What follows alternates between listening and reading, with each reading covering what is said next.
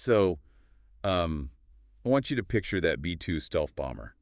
You know, the one you saw flashing across the evening news broadcast recently. Yeah, it's a pretty unforgettable image. Right. And now, um, I want you to picture the gas pump you stood at this morning, just watching those numbers spin higher and higher. Which is painful. It's incredibly painful. Yeah. And it's really easy, like almost natural, to view a military strike halfway across the world as just an isolated event, right? Oh, absolutely. Just some distant conflict trending in the headlines. Exactly.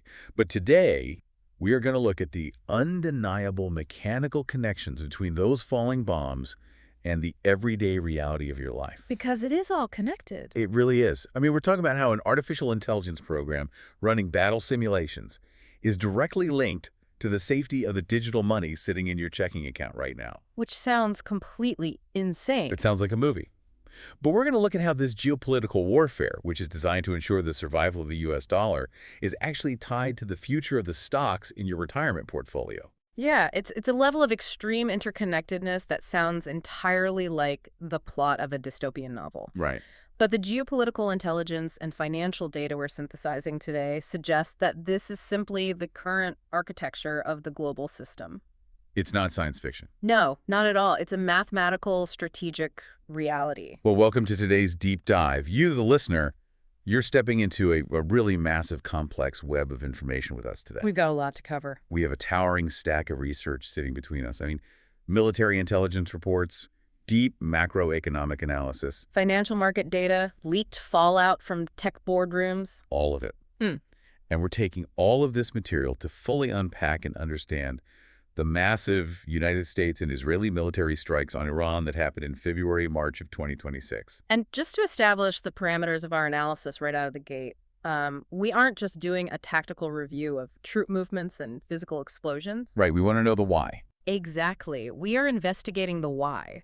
If you watch the standard evening news, the official narrative points almost exclusively to a nuclear threat as the primary catalyst. But when you actually read the research... Right, when you aggregate the intelligence briefings and the macroeconomic data, a profoundly different picture emerges. Yeah, totally different. The documentation points to a 30-year geopolitical strategy, an urgent economic maneuver to save the U.S. dollar's hegemony, and the terrifying dawn of what military theorists are calling technofeudal warfare.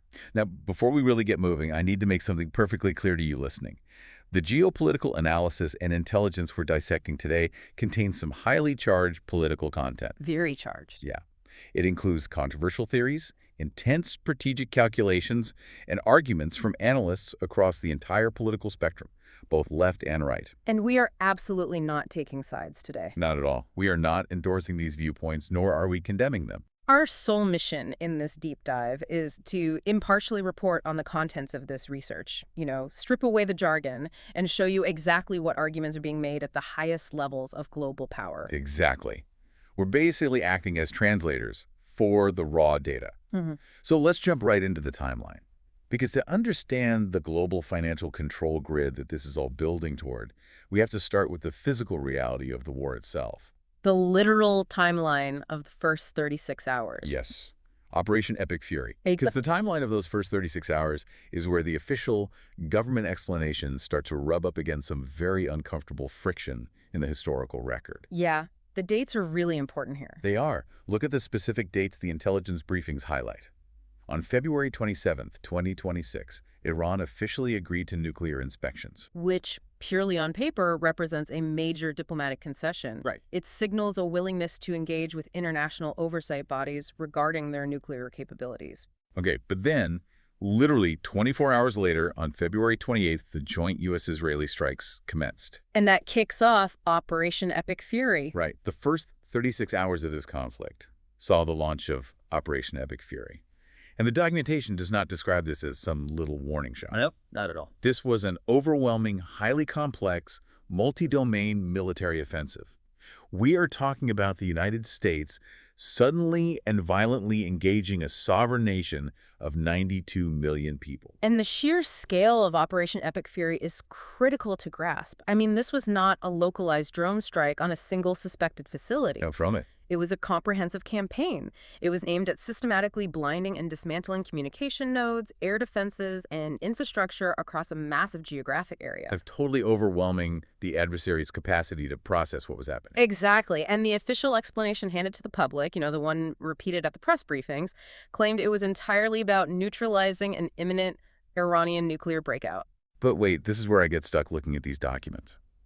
Because there is a glaring contradiction in the research. A massive one. The United States military had already systematically targeted and degraded Iran's nuclear capabilities just 8 months prior, during an offensive known as Operation Midnight Hammer. And that is a pivotal detail that is heavily emphasized in the dissenting intelligence analysis. Because it just doesn't add up. Right. The justification of an imminent existential nuclear threat in February 2026 is hotly contested, precisely because of Operation Midnight Hammer. And it's not just contested by, fringe bloggers or something. We are looking at on-the-record statements from the Senate Intelligence Committee. Yeah, they were very explicit. They explicitly stated that prior to the February strikes, there was no imminent threat to the United States homeland. None. So let me just walk through the logic here. If the nuclear facilities were heavily bombed 8 months ago, Right. and the Senate Intelligence Committee says there is no imminent threat, and the country had just agreed to international inspections the literal day before. Why on earth did Operation Epic Fury happen the next morning? Exactly. Why? Well, to answer that, the geopolitical analysis points us toward the first of several major theories operating behind the scenes. Okay, what's the first theory? We can classify this as the neoconservative and Israeli alliance theory. Okay. This framework suggests that the strikes were a preemptive necessity driven entirely by alliance dynamics, rather than a direct, immediate threat to American soil. So it was about our allies, not us directly. Exactly. And to understand the mechanics of this, we have to look at the political maneuvering in Washington.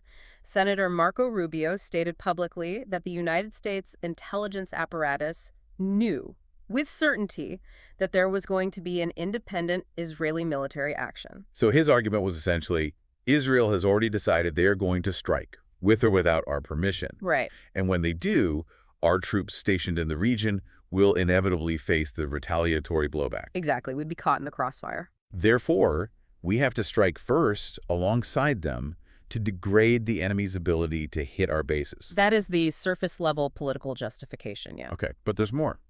Oh, the intelligence leaks go much deeper into why the U.S. felt its hand was completely forced. The ultimatum, right. Yes.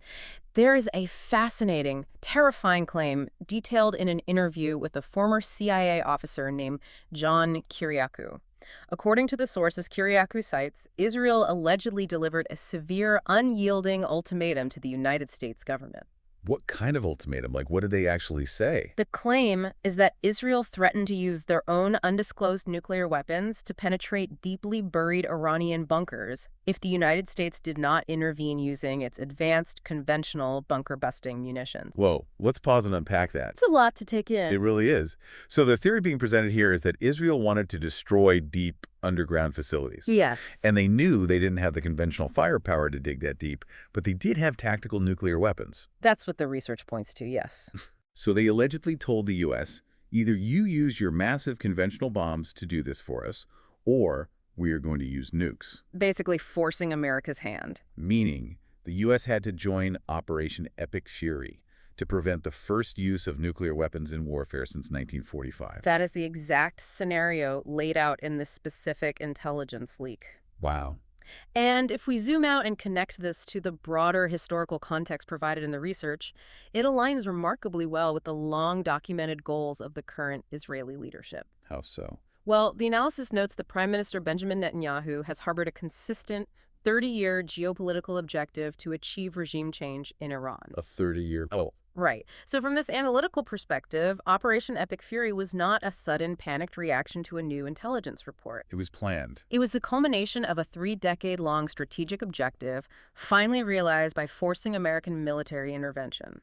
Okay, so if that theory gives us the immediate military trigger, the terrifying behind-the-scenes ultimatum of how and why the bombs started falling that specific week, it still feels like it's only half the story. Because there's a much larger economic game being played. Exactly. Because the next major theory we found in the macroeconomic data explains a massive secondary motive. the attack on China's economy. Yes. This theory suggests that the ultimate target of all this destruction wasn't just the regime in Tehran. The ultimate target was actually a direct, calculated attack on the economy of China. This is where the narrative transitions from a regional defense conflict into the realm of global economic warfare. And this brings us to what the research calls the Monroe Doctrine. Which sounds like a play on the Monroe Doctrine, but specifically tailored as Donald Trump's version of it. Right. What is the core principle of this doctrine? The core principle aims to fundamentally destabilize China's rapid economic and military rise. Okay, but how do you achieve that without directly declaring war on a nuclear-armed superpower? You look at their vulnerabilities. Which is their energy dependence, right? Exactly. China is an absolute manufacturing powerhouse. They are the factory of the world. But that massive industrial machine is heavily, almost entirely dependent on importing foreign energy to keep its lights on and its factories running. Because they don't produce enough of their own oil to survive. Right. The doctrine theorizes that the most effective asymmetrical way to weaken China is to sever its access to cheap, reliable oil. Specifically, the heavily discounted oil it was previously sourcing from Venezuela and, crucially, from Iran. Yes.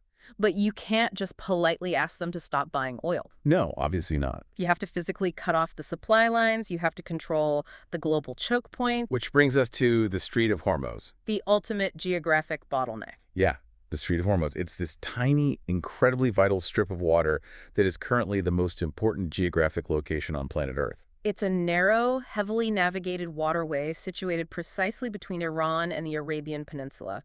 But its physical size completely belies its immense global importance. Oh, totally. Approximately 20% of the entire globe's daily oil consumption passes through that specific narrow corridor. Just to put a number on that, we are talking about roughly 20 million barrels of oil moving through a tiny channel every single day. It is staggering. It's basically the carotid artery of the global economy. That is a perfect analogy. And the current status of that artery, according to the latest maritime data, is catastrophic. Because the Strait of Hormuz is effectively shut down. Completely. Commercial shipping traffic has plummeted by a staggering 70%.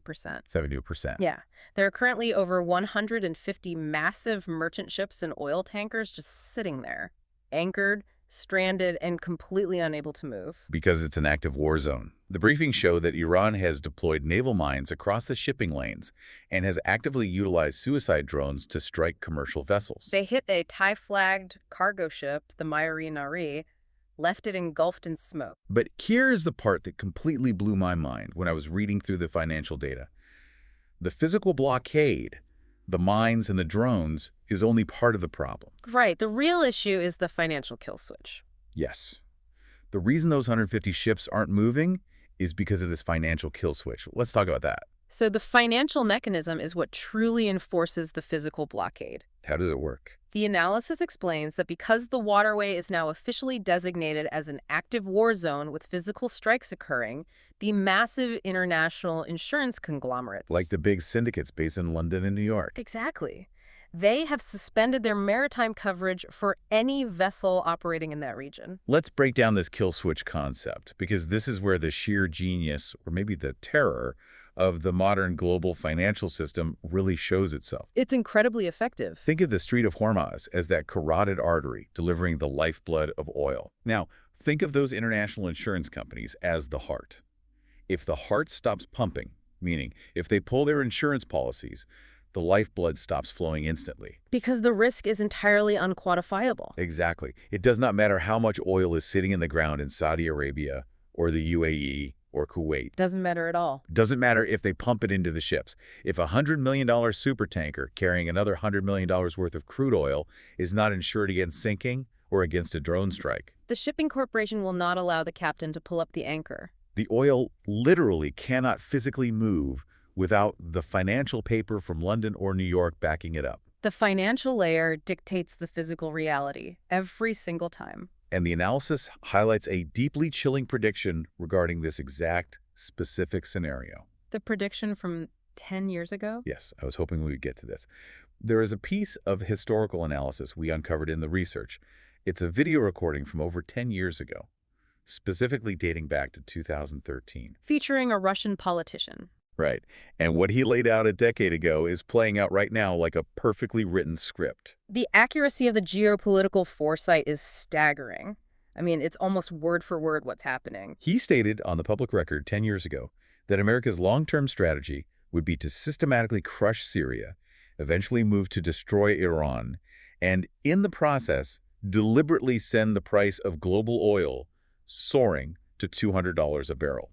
And he stated that the ultimate strategic goal of all this chaos wasn't about the Middle East at all. No. The goal was to weaken both China and the European Union. Because neither of those massive economies could withstand the catastrophic shock of their fundamental energy prices doubling or tripling overnight. It is a profound piece of strategic calculation. Think about the mechanics of it. Walk us through it. If oil suddenly hits $200 a barrel, the fundamental manufacturing costs in China skyrocket. Every plastic toy, every microchip, every solar panel they produce. Suddenly costs vastly more to make and ship. It makes their exports globally uncompetitive, stalling their entire economic engine. And what about the EU? For the European Union, which has already struggled immensely with energy security following the severing of Russian gas lines, a $200 barrel of oil risks plunging the entire continent into a severe stagflationary shock. So high prices and no growth. A nightmare scenario where the cost of living rises exponentially, but economic growth grinds to an absolute halt. Okay, so if we follow the logic of this prediction, if astronomically high oil prices absolutely crush the manufacturing base of China and plunge the European Union into a dark winter of stagflation, who actually benefits? That is the big question. Right. I mean, someone has to be making money off this chaos. If the prices of oil rocket to $100 or $200 a barrel, who's cashing the check? Well, let's look at the hard data rolling in from the commodities markets. Immediately following the initial strikes, Iran explicitly warned the international community that in response to the aggression, oil would inevitably hit $200 a barrel. And we've already seen the market react violently. Very violently. Brent crude, which serves as the primary international benchmark for oil prices, spiked past $100 almost instantly. Peaking at one point near $119.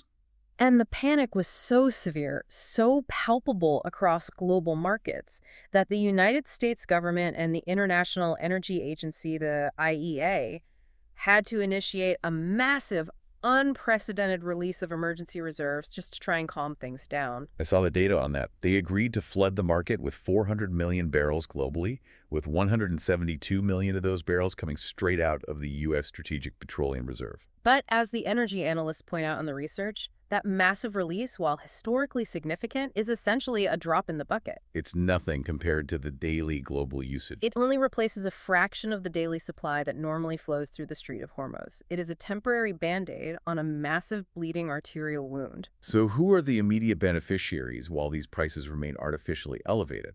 On a purely corporate level, the primary beneficiaries are the major United States oil giants, companies like ExxonMobil, Chevron, and ConocoPhillips. Wait, let me make sure I understand why.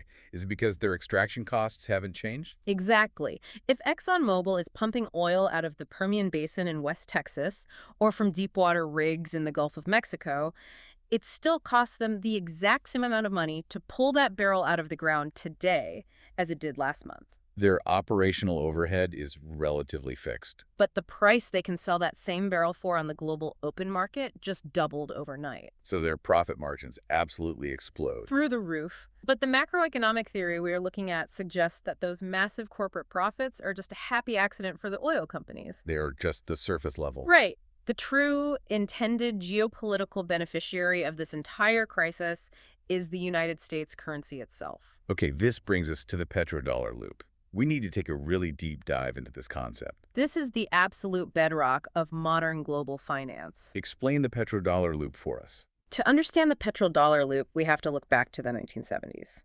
After President Nixon took the United States off the gold standard, meaning the dollar was no longer backed by physical gold, the currency needed a new foundation to maintain its value globally. Right.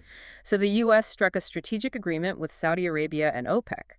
The U.S. would provide military protection and hardware, and in exchange, all global oil transactions would be priced and settled exclusively in United States dollars. Okay, so the petrodollar is born. Oil is priced in dollars.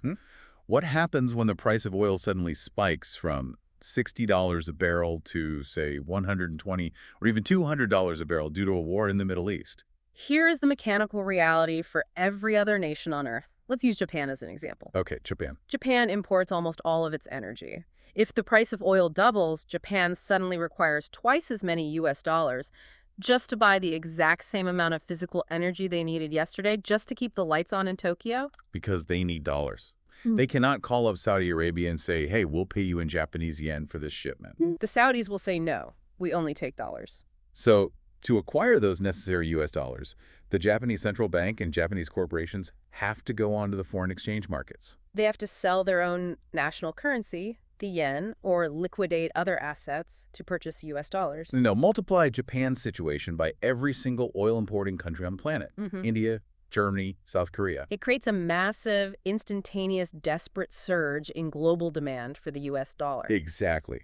And basic economics dictates that when the global demand for a finite asset skyrockets, the value of that asset goes up. This massive, forced surge in demand dramatically strengthens the DXY, the US dollar index, often referred to as the Dixie. Which measures the strength of the dollar against a basket of major foreign currencies. Right. It essentially saves and reinforces the US dollar status as the global hegemon. So wait, I am stuck on something here, and I want to play devil's advocate based on this macroeconomic analysis. Sure, go ahead. Are these economists essentially suggesting that this entire military conflict, the bombings, the blockades, the 150 stranded ships, is fundamentally just a massive macroeconomic tool designed to artificially prop up the value of the US dollar on the world stage? Well, the intelligence and financial analysis does not suggest that military generals sat in a dark room and explicitly drafted a war plan solely for the purpose of currency manipulation. Right, it's never quite that simple. It's not. However, the macroeconomic data impartially confirms that reinforcing the US dollar's status as the unchallengeable global hegemon is a highly effective, deeply engineered byproduct of the conflict. Because by choking off cheap alternative oil supplies from Iran and simultaneously driving up the dollar-denominated price of energy globally, the United States effectively forces the entire world to subsidize the strength of its currency. Exactly. That is heavy. It's essentially an invisible tax levied on the entire planet to keep the American financial system afloat. It really is. But this realization leads me to a very logical question. If the overarching goal here was primarily a pre-negotiated geopolitical maneuver to save the dollar and strategically corner China's economy. Why use such overwhelming military force? Yes. Why such highly publicized, incredibly explosive military force? What do you mean by highly publicized? I mean, if the goal is just to squeeze the oil markets, they could have done that quietly. They could have used covert operations, cyber attacks, or quiet naval blockades. Right. Why put on a massive multi-billion-dollar fireworks show for the whole world to watch on high-definition television? Why broadcast it? That specific question brings us to the third major theory highlighted in the geopolitical analysis: the immense, undeniable influence of the financial-industrial complex. Ah, right. It always comes back to following the money. Always. If you look at the political donations flowing into Washington leading up to these major strategic decisions, the financial reporting points to a staggering $635 million originating from top-tier political donors. And these aren't just random wealthy individuals. No. These are donors who have incredibly deep intertwined financial ties to the massive defense contractors, the Silicon Valley tech industry, and big oil. We're talking about highly influential figures like Elon Musk, Timothy Mellon, Miriam Adelson, and Paul Singer. When you have that unprecedented level of capital so deeply integrated into the political process, the strategic outcomes often reflect the primary interests of that capital. And for the defense and technology sectors, a quiet, covert, invisible war does not serve their primary business objectives. They want a military shopping spree. Exactly. From their corporate perspective, as analyzed in the financial research, Operation Epic Fury was not just a military battle. It was a globally televised advertisement. A live product demonstration. Yes, it was the ultimate live product demonstration. That is such a dark, fascinating, and frankly terrifying way to look at it. It's basically the ultimate, most terrifying Super Bowl commercial ever aired. Just showing off the goods. Only instead of buying chips or beer, foreign nations are buying stealth bombers. The U.S. didn't just drop bombs to neutralize a target.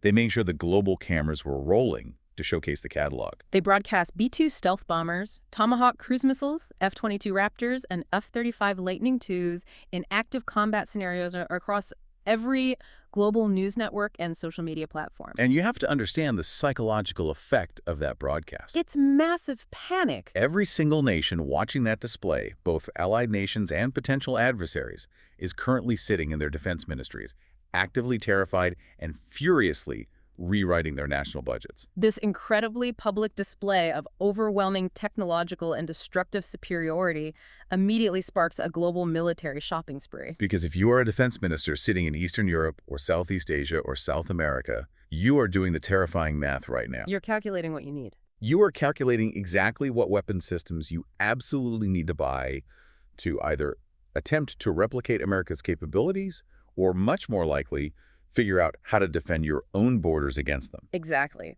The demonstration guarantees hundreds of billions of dollars in future international arms sales.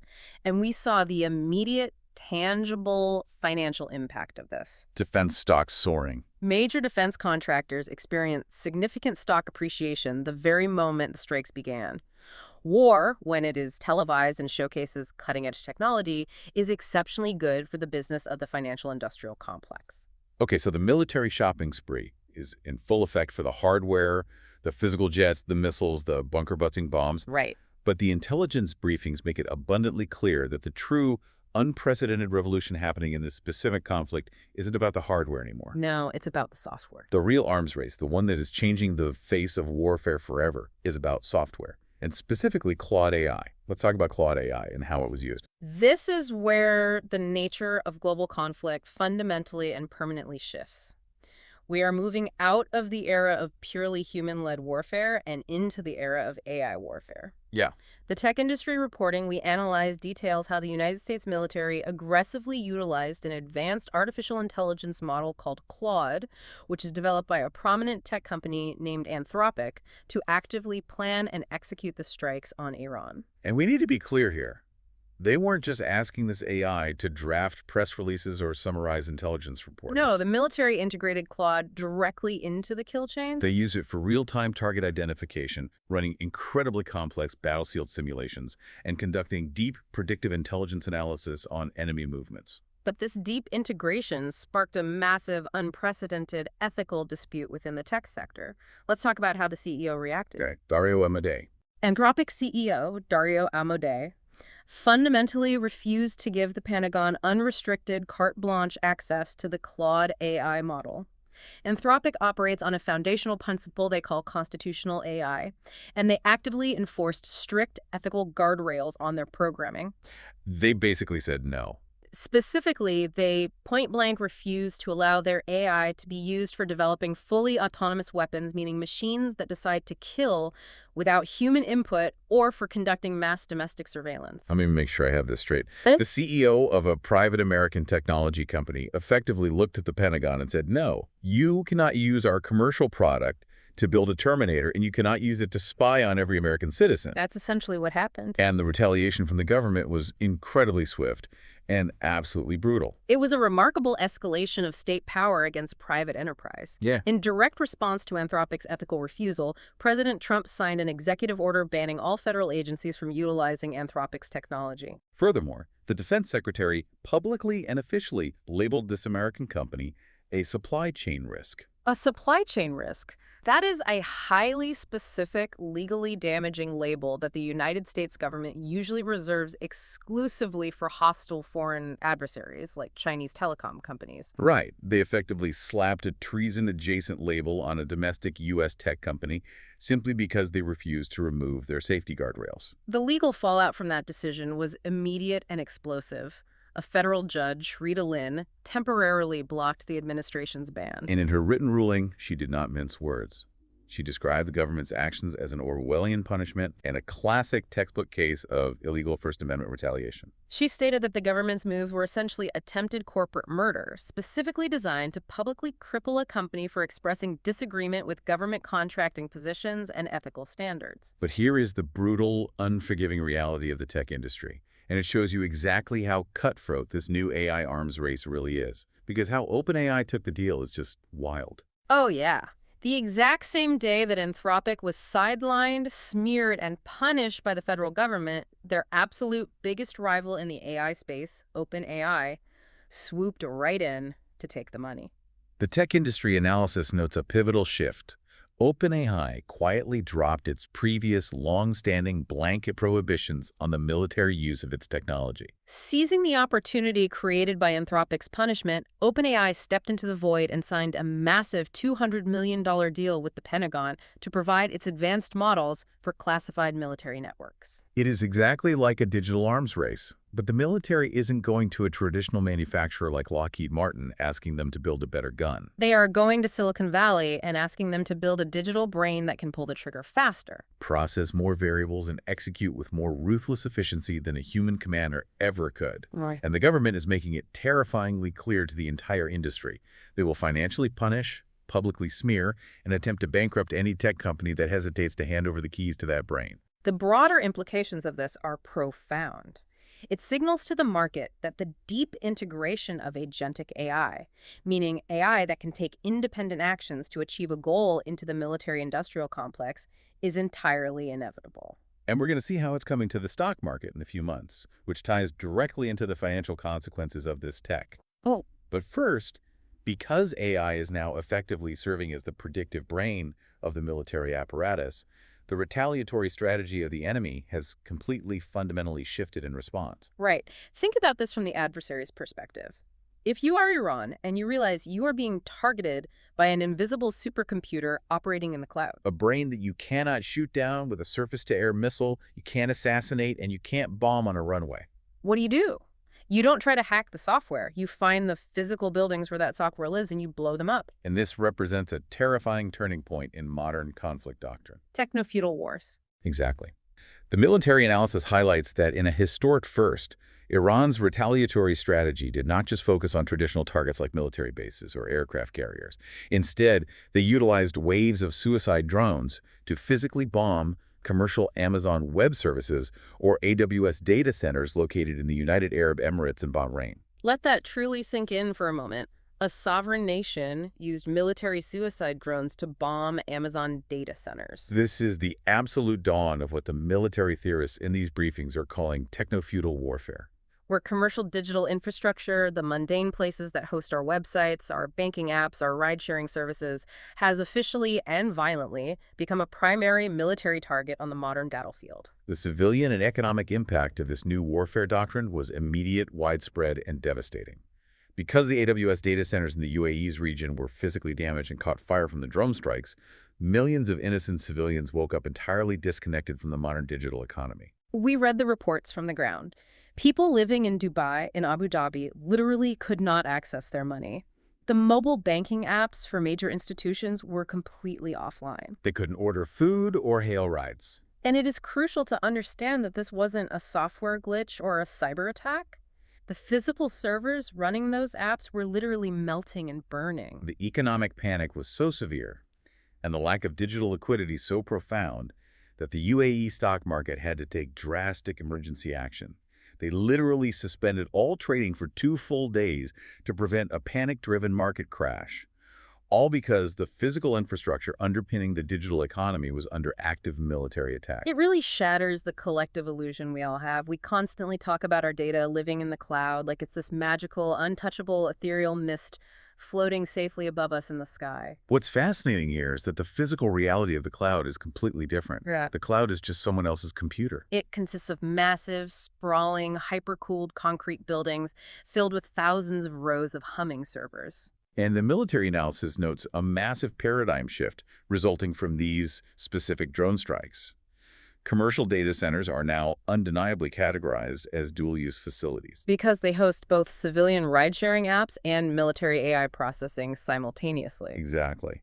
Because they process data for both sectors, they're considered legitimate, high-value military targets under new doctrines. Moving forward, the industry analysis suggests these facilities will require physical, military-grade missile defense systems on their roofs and the construction of deeply buried underground digital bunkers to ensure the survivability of the economy in conflict zones. Okay, if we take a massive step back and look at the whole board we've laid out, Iran bombing commercial Amazon data centers in the Gulf, Hmm. the United States deploying advanced AI to run battlefield simulations, the shutting down of the Strait of Hormuz with a financial kill switch to starve China of oil. The macroeconomic and geopolitical analysis suggests that all of these seemingly chaotic, disparate events actually tie back to one ultimate, overarching endgame. And that endgame is a global financial control grid, specifically total technological and financial control. But it raises a huge lingering question. Why was Iran the last major target in this grand multi-decade strategy? To answer that, the geopolitical research brings us back to a deeply seminal piece of historical evidence from the year 2001, which was publicly revealed by former NATO Supreme Commander General Wesley Clark. Right, the 2001 memo. Shortly after the tragic events of 9/11, General Clark was shown a highly classified Pentagon memo detailing an aggressive, long-term plan to take down 7 countries in 5 years. And those 7 countries, let me list them out from the historical record: Iraq, Syria, Lebanon, Libya, Somalia, Sudan, and finally, the last name on the list, Iran. Over the past 2.5 decades, we have seen varying degrees of intense military intervention, regime change operations, or severe destabilization campaigns in the first 6 countries on that specific list. Iran has stubbornly remained the final, unresolved piece of that specific geopolitical puzzle. And the core reason, according to the macroeconomic analysis we are reviewing, isn't just about regional politics. It is fundamentally about the structure of global finance. Because Iran's central bank sits entirely outside the traditional Western financial system.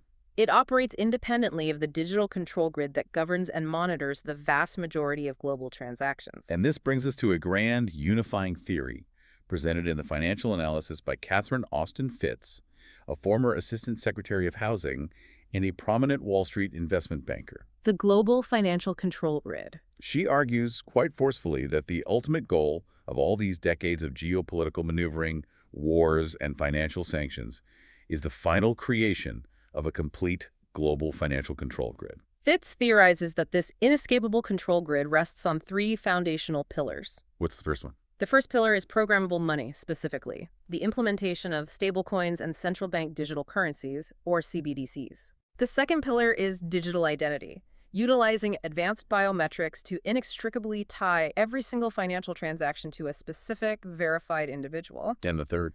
And the third pillar is the physical infrastructure required to run at all the very same hyper-connected data centers and massive fiber optic networks that we just saw physically targeted by drone strikes in the Middle East. And here's why every single person listening to this deep dive needs to pay incredibly close attention to this next part. This is not some distant theoretical white paper for the year 2050. No, it's happening right now. The financial analysis indicates that this programmable control grid, specifically tied to this AI architecture we just talked about, is coming directly to the United States stock market in a matter of months. The documents literally describe this rollout as happening in the very near future. The push toward this fundamental restructuring of the economy is being actively led by the highest levels of global finance. Larry Fink, the CEO of BlackRock, which is the world's largest and most powerful asset manager, has explicitly stated on the public record that his ultimate primary goal is to tokenize every financial asset in the world. Let's explain exactly what that means, because tokenize everything sounds like crypto jargon, but it impacts everyone. Right now, if you buy a share of a stock like Apple, it takes days to officially settle through a massive, clunky labyrinth of clearinghouses and brokerages. Tokenization takes that traditional stock and turns it into a unique, programmable digital puzzle piece that lives on a blockchain or a centralized ledger. Every stock you own, every municipal bond, every deed to real estate placed onto a single, universal, general ledger. It settles instantly, which sounds great for efficiency, but the massive catch, the terrifying part that the analysis points out, is that whoever controls the ledger that those puzzle pieces sit on completely controls your ability to trade them, hold them, or sell them. And this massive transition is not waiting on a sluggish government CBDC rollout. It is being rapidly facilitated by new U.S. legislation right now. The financial research points specifically to the Genius Act and the Clarity Act. These legislative frameworks are designed to pave the way for traditional corporations and massive financial institutions to issue their own programmable money. This legally bypasses the immediate need for a controversial government-issued CBDC, while achieving the exact same unprecedented level of transactional control over the populace. Okay, But what is the ultimate macroeconomic endgame of tokenizing the entire economy and forcing everyone onto a programmable grid? The expert analysis in the documents outlines a terrifying macroeconomic theory called the debt dump. I Yes. need you to break this down for us step by step, because when I read this, it sounded like an orchestrated financial doomsday scenario for the middle class. It is a complex mechanism, but fundamentally it addresses a mathematical impossibility. The theory suggests that the United States is currently facing an absolutely insurmountable national debt burden. The math simply does not work long term under the current system. By transitioning all global trade away from traditional fiat currency and forcing it into a closed system of programmable dollar-backed stablecoins issued by massive compliant corporations. The United States can theoretically restructure its massive obligations without officially declaring bankruptcy. Exactly. How exactly do they restructure it using tokens? Like, how does that work practically? The theory argues that the U.S. could essentially redistribute and dump the painful inflationary impact of its massive debt burden onto the rest of the world. Because they control the centralized ledger. Right, Yeah. and the programmable rules embedded in the code of the new digital currency. The issuing entities could do several things. They could freeze the assets of non-compliant nations. They could artificially dictate the yield and interest rates on those tokens. And most importantly, they can forcefully trap global capital within the system, forcing global users to absorb the slow, grinding inflationary impact of the debt, without the U.S. government technically defaulting in the traditional catastrophic sense.